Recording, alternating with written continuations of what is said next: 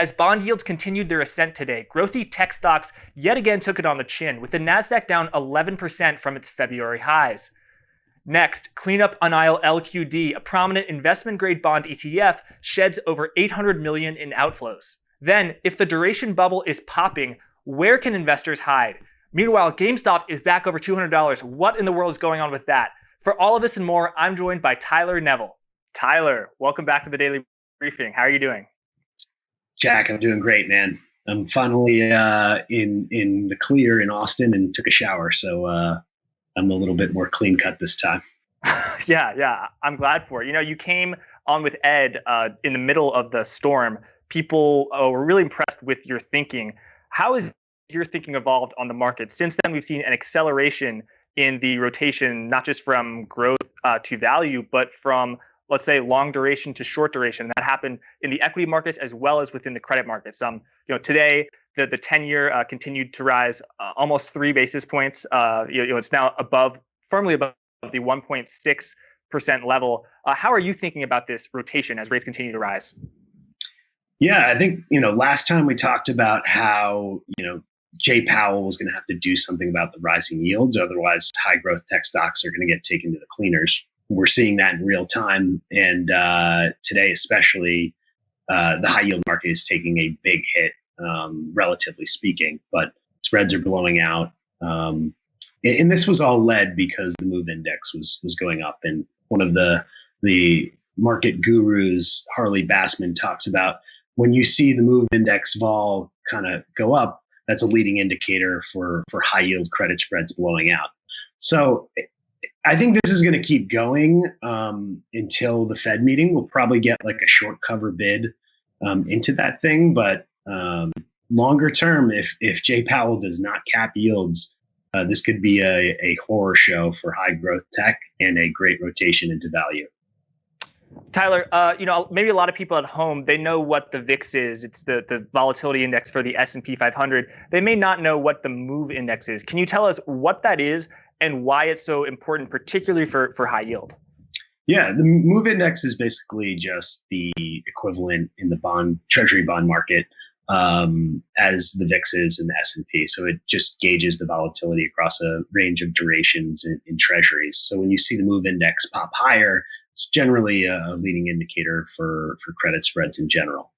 So we're seeing the corporate bond market now, spreads are blowing out a little bit more, which kind of puts pressure on a lot of sectors in the market. One of the interesting divergences, though, is that energy is a large weighting in the high yield market, which kind of has created a little bid there. But today we're seeing that unwind a bit, which makes me and probably Jay Powell a little concerned that conditions are tightening, which we'll see what he says at the next meeting. Tell me more about that, Tyler, because I think of energy as a sector that's thriving during the reflation trade as, not just as yields rise, but as the economy reopens and growth picks back up. People need oil, they need jet fuel, stuff like that. But you're saying that as rates rise, that's actually going to impose pressure on the balance sheets of those corporates. Maybe not your Exxon Mobils and your Chevrons, but your Marathon Oils, your Occidental Petroleums, perhaps. Tyler, I want to ask you, how are you thinking about credit risk? Because I know you are someone who has been saying for many months now, almost since the beginning of the pandemic, that credit spreads are going to continue to decline. That you were very bullish, and so far you've been proven very right. But as we were having our conversation today, and as we were sort of chit-chatting, you were saying you've actually changed your mind. You're actually saying that this is kind of the mother of all bubbles in duration, and you're a lot more bearish. So tell us, why have you changed your mind? The long end of the curve seems to be free markets again from the Fed. And I think as long as that happens, and you saw a giant fiscal plan, you probably have $3 trillion more in infrastructure plan coming. So the supply of treasuries they need to sop up now is massive, right? And the Fed needs to incrementally create more demand to buy up those assets. We don't see China buying as many treasuries anymore. There's a huge gap in that supply of treasuries now. which is leading to the higher rates at the back end of the curve, right? So, at the beginning of the pandemic, they were going to print ad nauseum, and buy everything. But now that supply is coming to market, I think that's what's got me a little bit worried. Okay, yeah. So the real shot across the bow that you're talking about is when the 7-year treasury was auctioned over $60 billion worth of paper, and the dealers had to buy it rather than just make a market in for it because the marginal buyer wasn't there. This week we're seeing the same market, a lot of issuance of 10-year paper, of 30-year bonds, a glut perhaps. So what are you? How are you? So Tyler, so you're bearish bonds. So you're going to sell your bonds. You're going to shed your TLT. Isn't that actually bullish? Because where else are you going to put your money? I think you go to cash, which is why you're seeing the dollar actually rise here. And generally, this is sort of the same action that happened in 2008, where you saw the bond market sell off, energy kept going, and that the energy companies oddly will be okay because they've gotten beaten up so bad over the last couple of years. But what my problem is all the zombie corporations out there that have just been getting by low rates, and they can barely afford their interest payments. I mean, if it gets 30% of the Russell or something, can barely, or is like technically a zombie corporation. So that's where I think things are going to really break, and you have to watch those companies. Yeah, it's kind of a catch-22 because fixed income people, they feel so great if they own loans because loans are typically short duration and variable interest rate. So they have vulnerable, struggling borrowers who they will have to refinance at a higher rate if rates rise. However, the other side of that is that those borrowers, they're going to have to borrow at higher rates, and they might not be able to make it. Yeah, I think that's the case, and you're seeing a lot of damage underneath in the really high growth sectors. And one of the things we talked about before was the high duration equities are now getting absolutely pummeled. Like DoorDash is down 10%. Peloton's down another 4%. All of Cathie Wood's stuff is getting creamed. So yeah, ARKK is down 5% today. Yeah. So those things will continue to happen. I think we'll get a short cover bid before the Fed meeting. But I really don't see, who's going to pick up that treasury supply in the meantime. I don't know. There's a lot of treasury shorts in there right now. So that could snap back on any sort of headline. But yeah, longer term, the deficit's absolutely enormous. And some of these companies have to go, they have to go by the wayside. It's just the way it goes. Tyler, we spoke many months ago where you said that you were so bearish that you were actually bullish. Is it possible that now you are so bullish on economic growth that you are actually bearish because the sectors that benefit from economic growth that are highly correlated to real rates rising are sectors like energy, which are much less of the S&P than just a single stock like Apple. You have this huge technology sector that is exposed to a rise in interest rates. Yeah, I think you said it better than I did right there, but that's exactly what I'm seeing. The huge difference that I see as well is the amount of Spac supply. And back then I said there was too much capital and not enough ideas. And now you're seeing a repricing of long duration risk, right? And a lot of supply in super long duration stuff. So just like you said, I think that rotation will head back to the value stocks. Mm-hmm. And one question I had for you, you are Mr. Spac aficionado. What are you seeing in the Spac sector right now? Well, let's see. There are about 734 extant SPACs. Of the ones that have been issued over the past 2 years, so looking at that 2019 and beyond, that vintage, there are 282 of them. So about 3 months ago, there were 36 that were trading for less than $10. And remember, Tyler, that a SPAC starts, almost every SPAC starts at $10. The idea being you buy it at $10, and we're gonna let's say, Tyler, I'm a I run a Spac and you are an investor. You give me $10 and I say, Tyler, I'm going to take this money and I'm going to find a great deal. And it's going to be worth way more than $10. If you don't like the deal, you can ask to have your $10 back. So theoretically, a Spac should never trade below $10. As of 3 months ago, there were 36 of those 282 that were trading for less than $10. A week ago, there were 42. On Thursday, there were 60. And on Friday, it got as high as 76 of the 282. So 26% of the 2 years and younger vintages were trading below the $10 threshold. So, I don't want to be dramatic and use some word like a SPAC apocalypse, but you're seeing a lot of compression in the amount of money that people are willing to pay for SPACs. I will say that now it's only 32 that are below $10. Perhaps it was buoyed by a SPAC that announced a merger today or yesterday, in fact, New Hold Investment Corp, which announced that it's merging with Evolve, which is an artificial intelligence and data science tool to sort of screen people for security for concerts and public events. Investors include Bill Gates, Jeb Bush, and neither of them are selling out. So they're holding their money in. And so this typically is something that you would see the market participants do get excited about.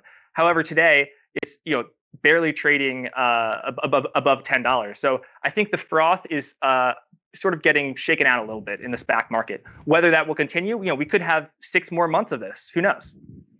Yeah, I know Carson Block thinks SPACs are a complete bubble, and some of the stuff that has come to market is just absolutely appalling. They say they have. He did one the other day. He said they had $6 million in revenue, but just told the entire investor base that they were going to do like $200 million in Salesforce pipeline, and all of which the salespeople came out and just said that's completely impossible. So, that's one of a couple hundred of these things. So I think there's probably more downside to come because this was just a giant narrative at the end of a cycle, I think. Yeah. The counter argument to that being, if you buy something at $9.80, you're going to get that liquidation at $10. How can you lose, Tyler? Yeah. I don't know. I'm not a SPAC aficionado like you, but I'll stay away until I know the fundamental story of each one of these things.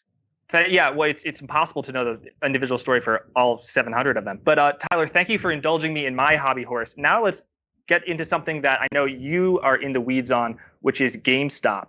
That stock, which is its tremendous rise struck not just Wall Street but Main Street. It really gripped the zeitgeist of Main Street versus Wall Street in late January.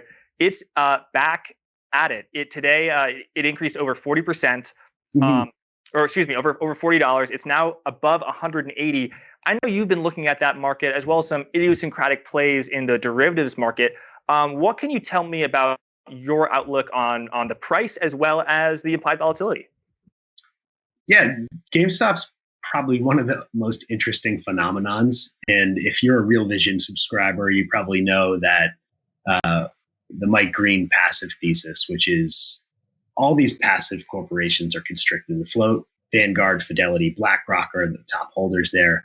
And you're seeing all these call buyers in GameStop again, basically causing a pop in vol. And a lot of people take advantage of that by selling calls, and then you get your face ripped off. But I've been selling puts on GameStop once you see giant pops in vol like this. 90% out of the money, you can still get an insane volatility by doing that. So at these rates, I think that's the great play. And then you have on the downside, you have Vanguard, Fidelity, and BlackRock holding the majority of the float. So for GameStop to actually hit say $20 a share again, they have to have massive outflows. And if that's the case, then we're looking at a really, really gloomy world in the next month or two. That's really interesting, Tyler. I might add, and this is, I'm sure, something that let's say when GameStop went from $80 to $180 the first time, if you had owned a put option with a strike price of $1, that is the right to sell a single share at $1, an extremely bearish bet, you would have actually have made money as the stock went from 80 to 180, simply because the implied volatility was so high. And that's something, Tyler, we were making a few charts with this beforehand. You look at the implied volatility of GameStop, it's way higher than Tesla, way higher than the S&P. In fact, the delta between the Tesla and S&P, which is huge, is simply dwarfed by that. Yeah. Isn't that incredible, though? That's where, if you're a retail investor and you're buying derivatives on something like this because you think the stock's going to go up, you're just in another league. Whereas if you're selling insurance, you're getting paid in insane amounts of premium to sell insurance right now, and that's where I think the better bet is at this juncture. Very expensive with implied volatility at the let's say the 50% moneyness being in the 70s, in the 80s. I was just looking at a chart that I was doing an investigation of. Tail risk for the S&P 500 actually has a higher implied volatility than it does for DocuSign. Once you get to the 50 to 60% minus, so way out of the money.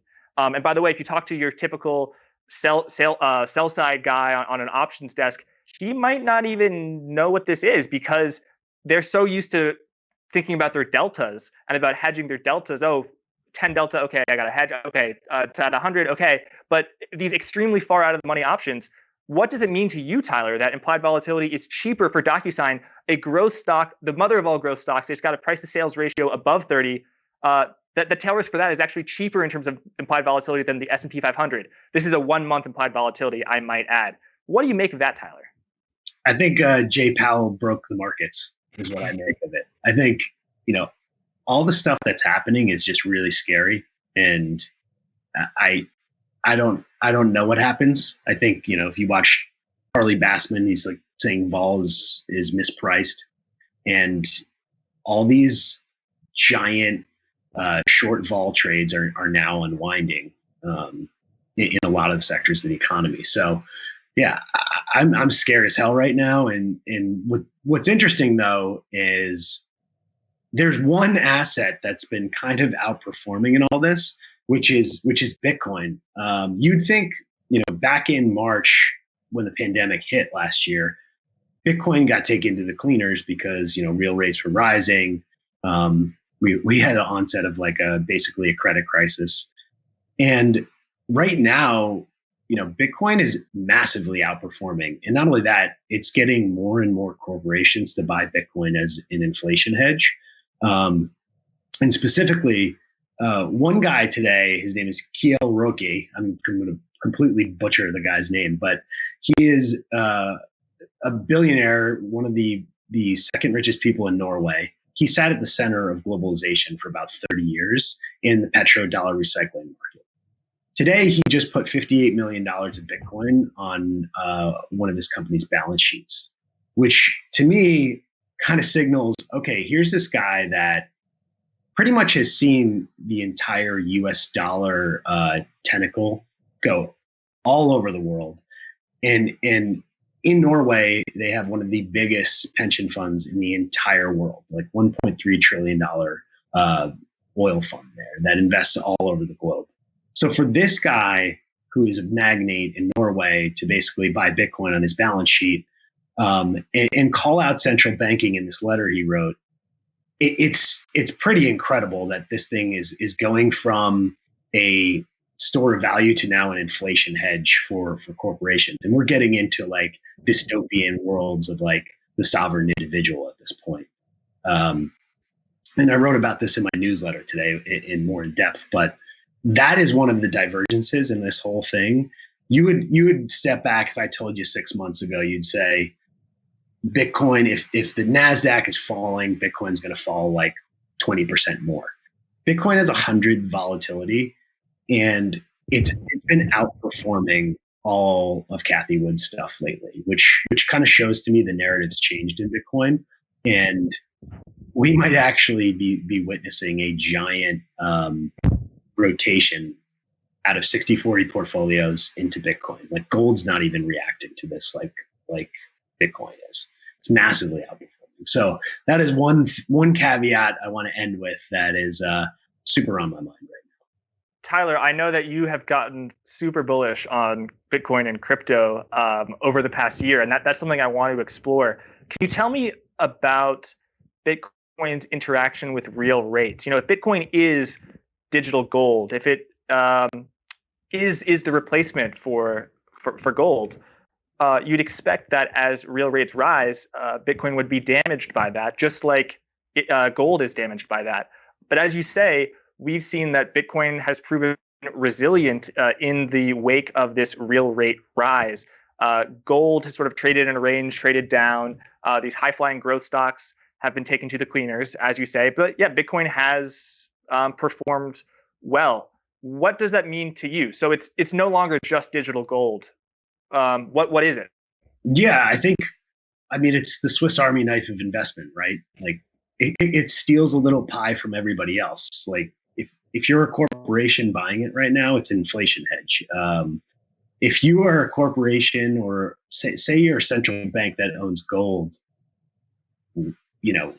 gold is $10 trillion in market cap and Bitcoin is 1.5. There's probably some arbitrage happening from there. So it steals a little pie from all these giant market caps. It steals pie from bonds. Like corporate bonds are down 4.5% this year.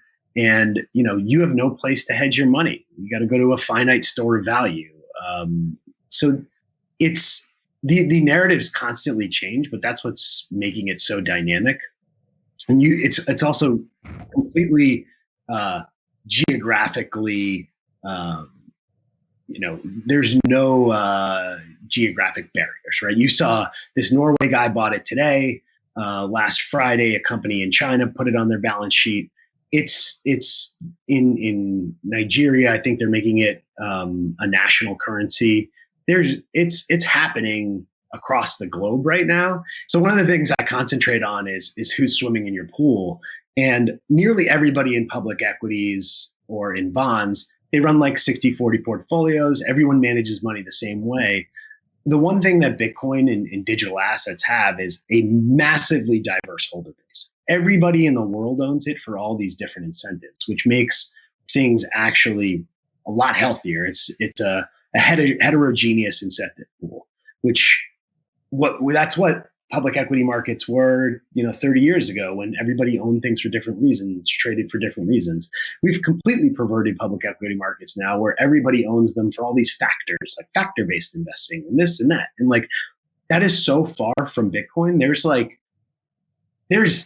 5,000 different strategies across 5,000 different languages, maybe more, that create like an incentive system that is so much healthier for long-term markets. Like, you could say, I think the public equity market is now just it's essentially just a utility. Like, Jay Powell's going to come out and he's going to do, and they're going to do all this fiscal stuff that makes certain pockets of the market have growth and, all that. But the free market and the real inflation rate is actually happening in Bitcoin. So like, here's an arb I wrote about, last week was, you have $2.5 trillion in European bank accounts that are now getting charged interest, right? Why wouldn't you just open up a BlockFi account as a European depositor and go make 6% on your USDC? Like, I feel like that arb is going to be absolutely enormous. So money will find its way, water finds its level to the highest earning thing. And as long as governments and central banks suppress free markets, the free markets will find their way. The black market always finds its level of liquidity. And I think that's what's going on right now before our very eyes. So that's what I expect to keep going. Tyler, when you say that BlockFi, people can go on BlockFi and earn 6% on USDC, USDC being a stable coin that does not fluctuate. So it's like you're getting 6% denominated in dollars, not like a Bitcoin loan where the price could fluctuate 6% in a day. Correct. Yeah. Okay. Yeah, you can get it on your stablecoin, which is pretty incredible. And how they do that is probably an hour or two long podcast. But essentially, here's what I wanted to do a longer show on. But like, I used to short volatility at one of the longest biggest long only mutual funds in the country for an income fund. And what that symbolized to me was you're just generating yield off of equities, right? You take a single stock that has a pop in volatility and you short volatility to create a bond-like proxy. The only reason you do that really is because there's no other better places to put your money. So you create like bond-like proxies in the equity market, right? And that's sort of happening in Bitcoin, except it's over collateralized, and relatively to the yields you get in public equities and basically anywhere in the public markets, you can get like a hefty yield for your money in Bitcoin. You can make, if you buy spot Bitcoin in short futures, you can make 15%. Like it's mind blowing. That's riskless. There's arbitrage traders doing this hand over fist on leverage and making ungodly amounts of money. If you just look up at Vision Hill crypto indices. They are on fire. You can see the performance. And this is also a performance arbitrage between hedge funds that are all doing the same thing, like the same basic long short things, versus hedge funds that are in a new asset class that are creating new things. And there's no way to short volatility there in like the public equity type of picking up nickels in front of a steamroller. Does that make sense? Yes, it does, Tyler. I was lucky enough to speak to the co-founder of BlockFi, Flory Marquez, and I was struck at the harmony of the ecosystem, where you have people who own Bitcoin. It's not really doing anything. They want to earn a yield. And meanwhile, they have really savvy hedge fund managers who see these tremendous arbitrage opportunities in Bitcoin, who want to borrow Bitcoin to make the trade, in the same way that if you're a hedge fund, you want to borrow dollars on margin or borrow a stock on margin. So I really see a huge need, a huge equality between what people have on one end and what people need on the other. So there is that nice symbiosis there. Tyler, as we close, I want to ask you, don't you feel a little uncomfortable, or perhaps you don't, when you've been proven so right, when Raoul's been proven so right, when the crypto bulls have been proven so right? Crypto has been on an absolute tear. Don't you think that there could be a little bit of a mean reversion? Are you a cycles guy? Do you think that we're a little bit long in the tooth? What are you thinking there? Yeah, I keep an open mind. Like, I'm a trader, right? So if the price action changes or I see anything kind of funky, I'll adjust my thesis. I'm kind of like, I try to think like Stan Druckenmiller. So right now I just don't. It's not reacting to all the historical things it did before.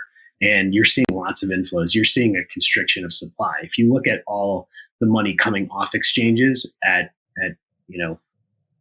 in these crypto exchanges, it's constricting the supply and going into an institutional holder base, which creates smaller and smaller supply for each incremental buyer.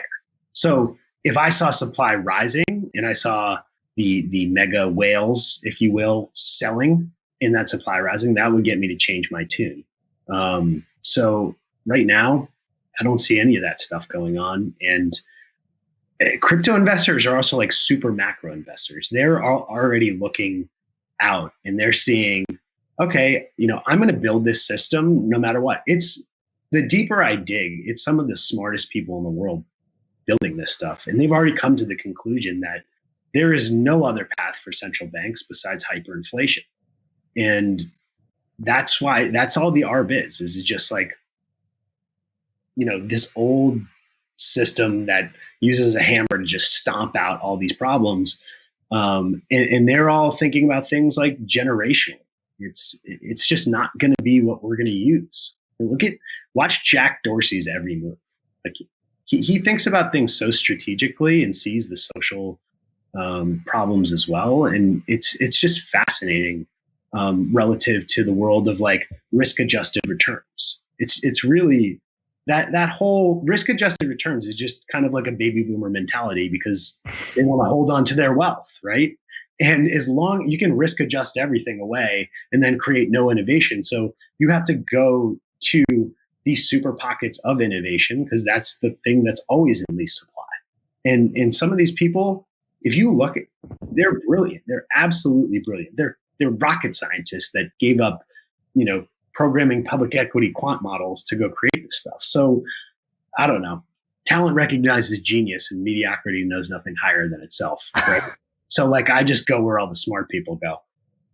There we go. Well, Tyler, as we close, I want to ask you a question, which is, so I'm wearing a shirt that says subprime, and it's sort of in honor of the last time we had rates rise, and it led to a huge correction.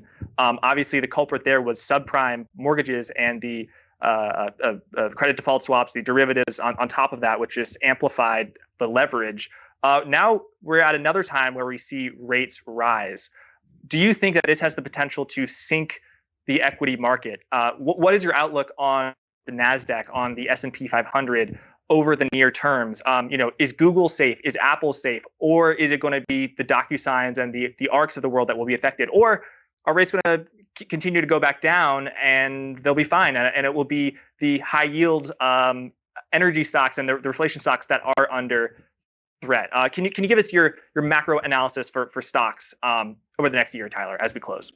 Yeah, I think over the next year, I'd say tech stocks are down. Too much money congregated in all these vehicles that pushed it into the highest, fastest growing great narratives, right? And the bigger you are, you can't grow at the rate. They now have a target on their back with antitrust. They can't even buy any other companies with the cash on their balance sheets. So I don't understand what like the FANGs are going to do the next year. I see a giant rotation out of that into value. And that's sort of how I see it playing out. In terms of credit stress, one of the things that I think is just a complete bomb that keeps getting like papered over in a post-truth world is commercial real estate. I don't understand how that reconciles at all. Like every company or CEO I know that's our generation is like, why the hell do I need a giant office to pay a premium for that, ruins 20% of my margins or whatever the hell it is? Like, it doesn't make sense I don't know what's going to happen in these giant buildings. So especially like, what if pension funds decide, oh, I want to reallocate out of like commercial real estate? I think it's a yield play though. I think that those REITs have such high yields. Can they pay those yields if no one's paying the rent? I mean, who pays the rent? I mean, right now they're recognizing like accounts receivable.